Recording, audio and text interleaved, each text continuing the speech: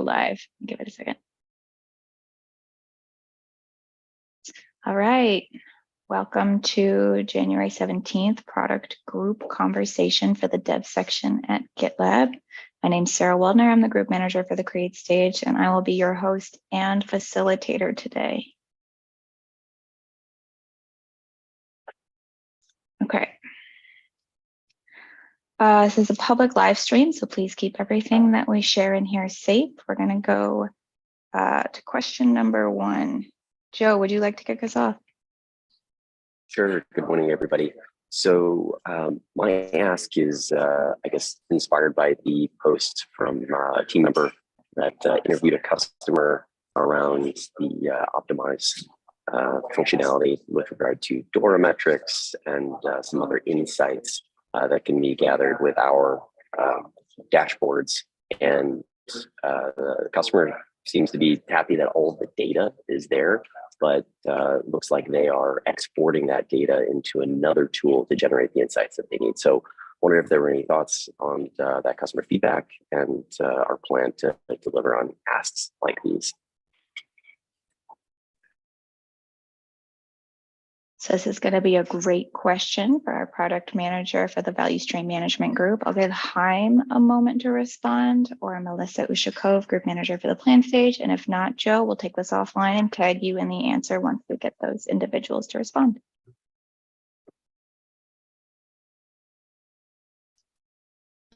And I guess we'll wait for time, some additional context as we do a lot of value stream assessments with our customers.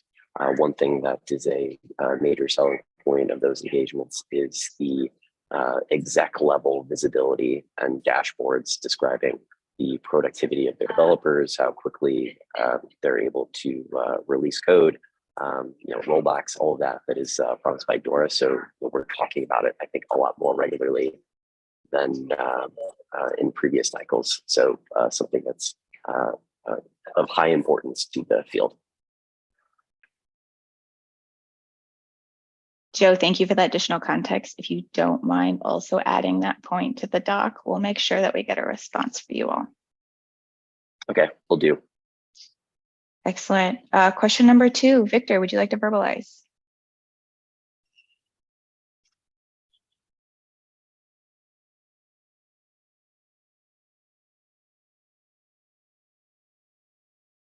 All right, Victor, I'll go ahead and verbalize for you.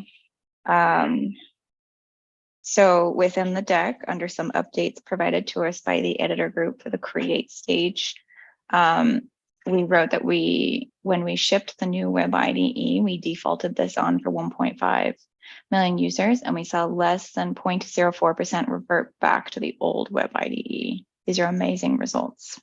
And your question is, are these 1.5 million users or potential users? Eric?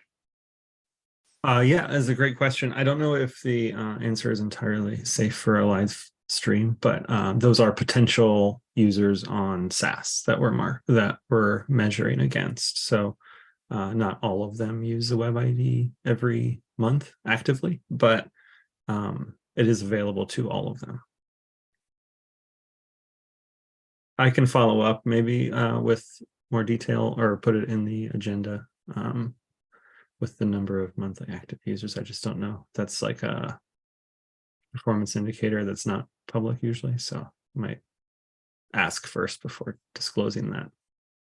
Yeah, that would be great. Thanks, Eric.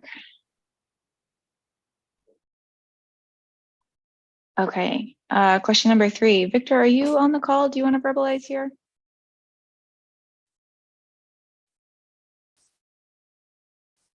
Okay.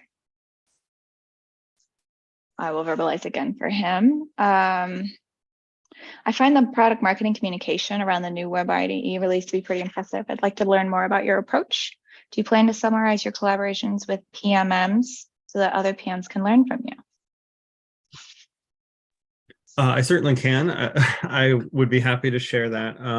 As far as the communication and rollout, I will admit it was a little rushed towards the end, but I thought it went fairly smoothly. I worked with Heather mainly from product marketing, and it was fantastic collaboration on the blog posts and the social engagement afterwards. Yeah, maybe I can summarize in a, I don't know, in a format that can be read async, but I don't know what do you have any other specific questions, Victor, or anybody else around what I did? Nothing specific. It's really just like generically, how did you approach? What was the time frame for the preparation of all of that and all of that, so that we can learn? Because I can't remember any other release that had so much mentions on the product Slack and mentions by, I mean, that like links from outside things. So. Mm-hmm. It was very visible. I will say that it was the timeline was about, I don't know, 6 weeks that we worked through the communication rollout. Probably the last 3 or 4 weeks was the actual like implementation of it. We wrote a blog post, and we made sure that the blog post was doing sort of double duty. One, drawing attention to it, but also letting people know that they were going to get this new default experience, which was coming with like very little in product notice. So the blog post was going to help communicate the upcoming change. The communication internally, the Slack communication was mostly around trying to get as many people to test the alpha and beta before we did that rollout. And so that's why I was extra communicative on Slack, because I really needed all of your feedback to make sure we didn't have any showstopper bugs or anything like that, which we didn't. And the feedback was great. We took action on it very quickly. We hit the release date, and we had a public feedback issue that we linked there. And so the engagement on social and in the public feedback issue helped us identify the next few milestones worth of work. Thank you. And Victor, you have the next one as well. Yeah, that one is for Kai, I guess. The question is that, like, I read that you have monthly active user metrics from the CLI, and I found that pretty interesting, because we are thinking about getting metrics from outside of GitLab components as well in several cases. And my question would be, like, do I understand it correctly? I don't know if Kai is actually online or not.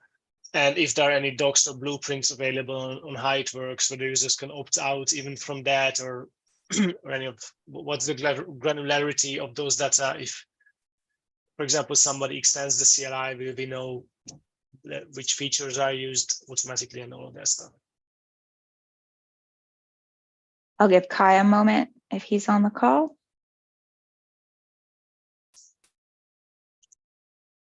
Victor, we do have metrics for the CLI. I don't know if we have a blueprint, but let's chat with Kai and his engineering manager on how we achieved this, because we've been tracking engagement since its MVC release at the beginning of December.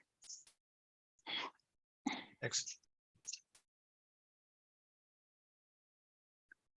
Kristen, you have number 5. I didn't realize Kai is not there, but I'll ask anyway. Do we know who the CLI users are and what their goals are when they use the CLI versus other interfaces?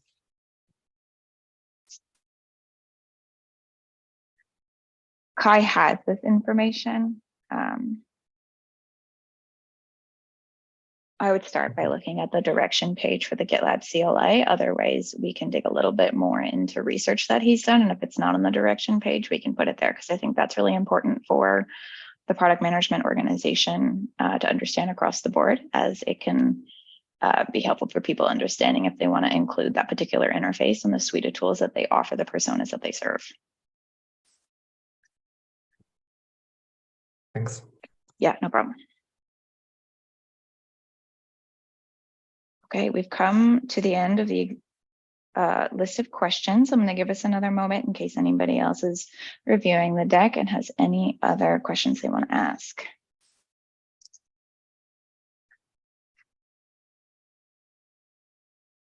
I'll go ahead and verbalize mine.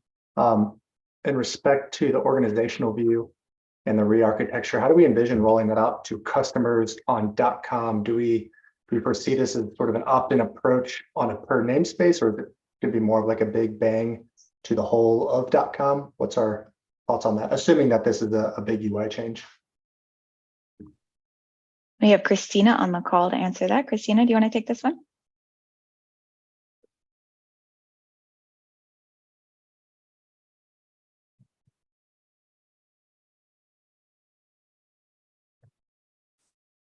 My apologies. I thought we had her before.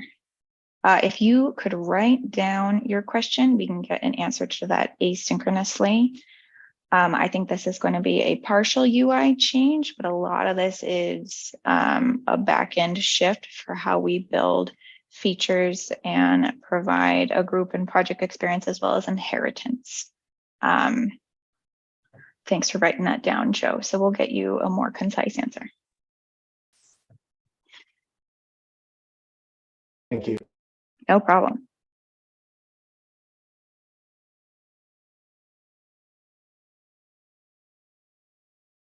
Okay, anybody else have questions for the product team of the dev section?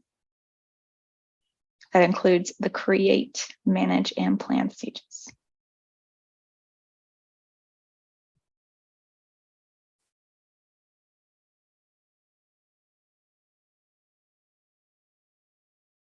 Okay, I'm going to wrap us up.